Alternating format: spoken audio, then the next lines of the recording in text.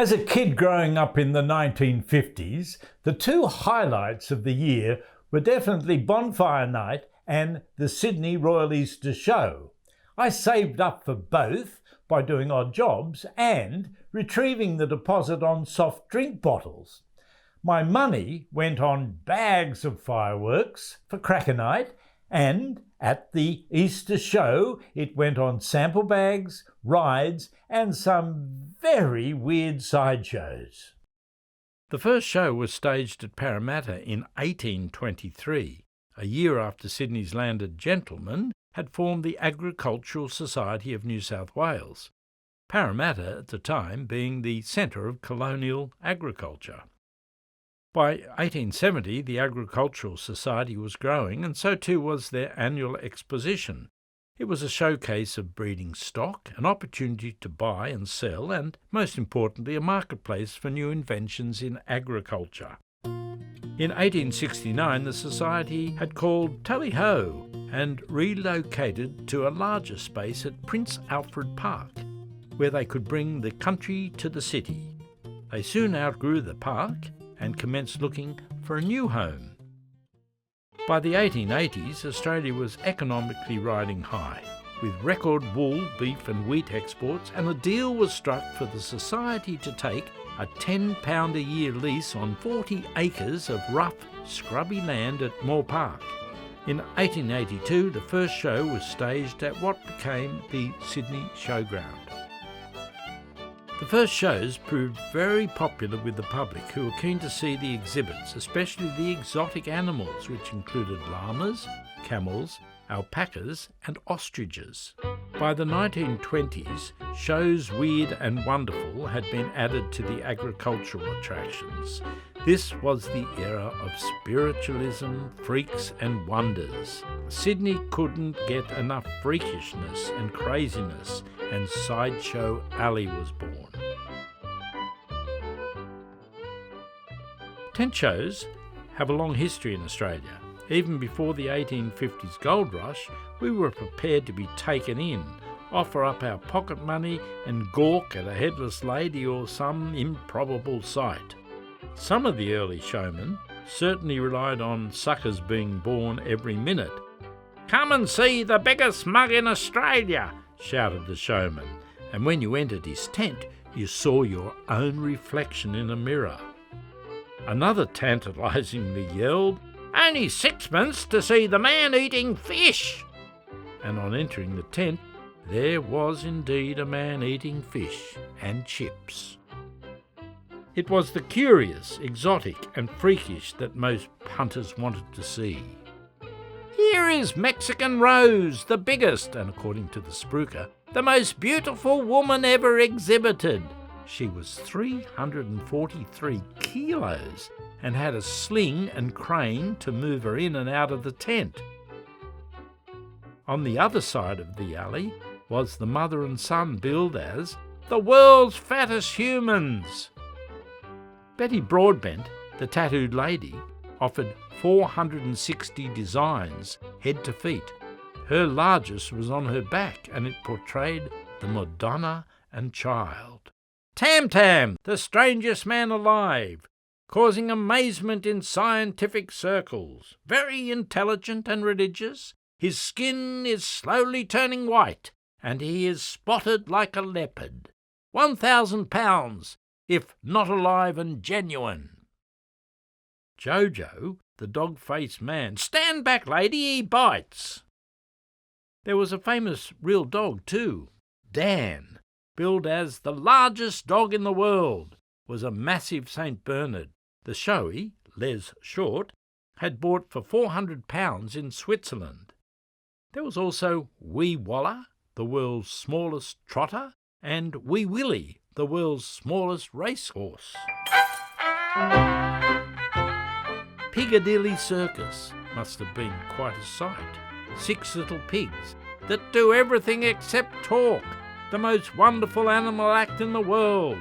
These wee pigs did acrobatics, circus clown acts, and staged a pig fight in a tiny boxing ring. And here we have Princess Pontus, the gigantic Amazonian headhunter, standing 8'2" and weighing 305 kilos. This huge woman graphically describes the customs and rights of the almost extinct Amazon headhunters.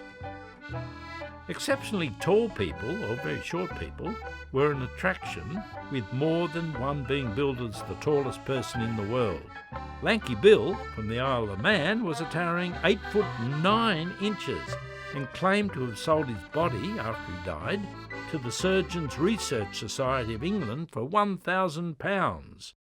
Dennis O'Duffy was 8'5.5" and still growing at 26.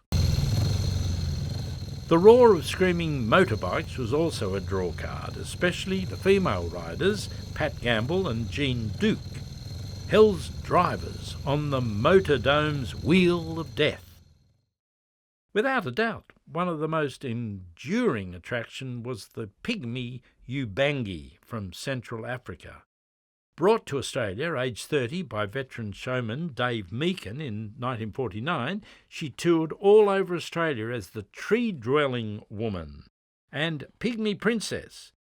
Ubangi was 25 inches high, and according to the Sideshow spruiker, "You are looking at a very wealthy woman."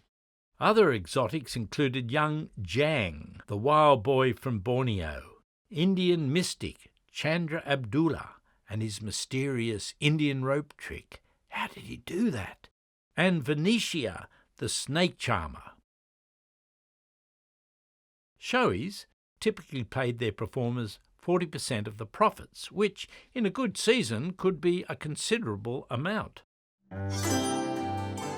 One of the saddest exhibitions was Chong Chang, the pin-headed Chinaman. Considered a curious freak, his head was the size of an orange. He suffered from the then unknown incurable condition of microcephaly and abnormally small brain development. In 1948, the RAS banned freak shows and performing animal acts. The travesty wild man was part of the new Sideshow alley, where deception was acceptable. Seated in a pit, he had long shaggy hair, a wild beard, and large, vicious tusks in his mouth. "He don't like his meat cooked, ladies and gentlemen," yelled the showman. When the wild man attacked the raw meat thrown into the pit, he grunted in appreciation, with blood dribbling down his chin. Bystanders were taken back one day when a friend passed by, and the wild man gave him a wink.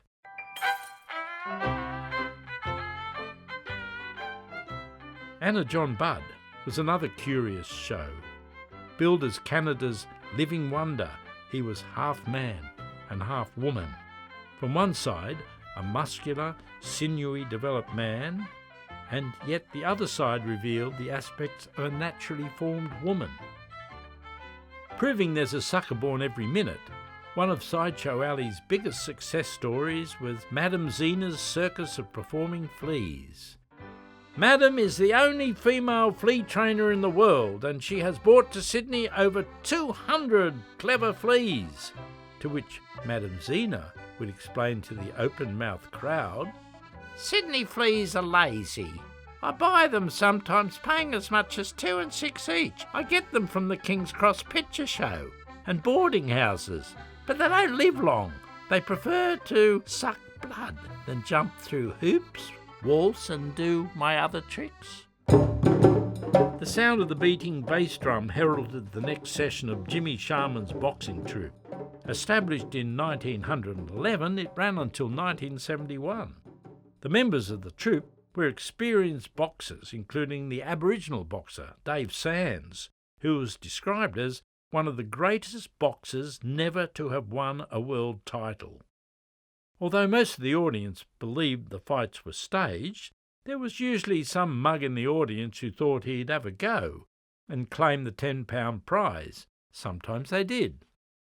The merry-go-rounds, beating drums and hubbub of Sideshow Alley have now been replaced with the sound of amplified music, high-pitched advertising, and the bump and whirl of mechanical rides. The Royal Easter Show relocated to Homebush Olympic Park in 1997, taking with it decades of memories which are now rapidly slipping into time.